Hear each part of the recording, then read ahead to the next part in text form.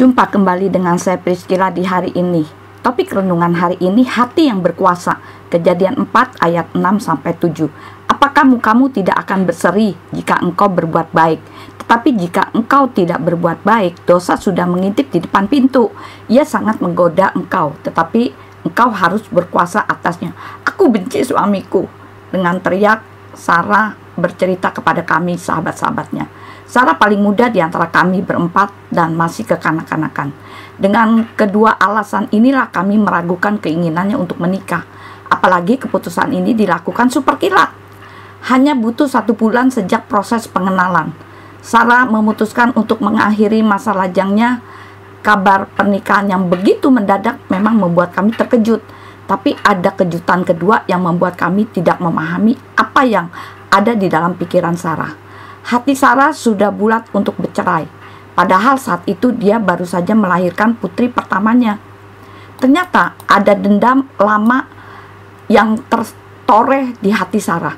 Beberapa waktu yang lalu, tepatnya di hari di mana pernikahannya berlangsung, dalam perjalanan dari rumah menuju ke pelaminan dilangsungkan, Sarah melihat calon suaminya menoleh ke kiri, tepat di depan rumah mantan pacarnya, yang katanya baru saja putus beberapa waktu lalu.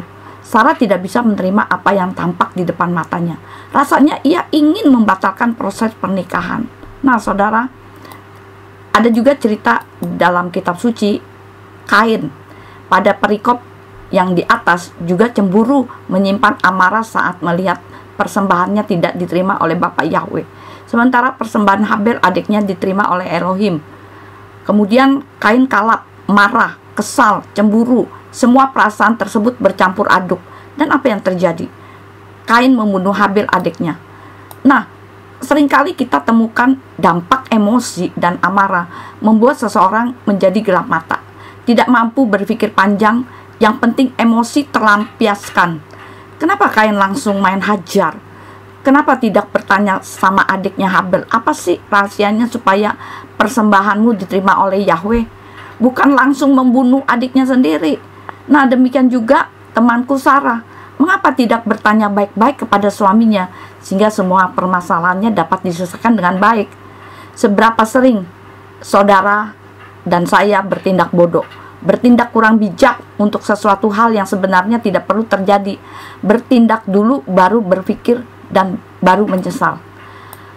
Dengan tegas Elohim berkata kepada Kain dan juga kepada saya dan saudara, engkau harus berkuasa atasnya, berkuasa atas amarah, berkuasa atas sakit hati, berkuasa atas panas hati, karena semuanya itu akan berakhir dengan dosa.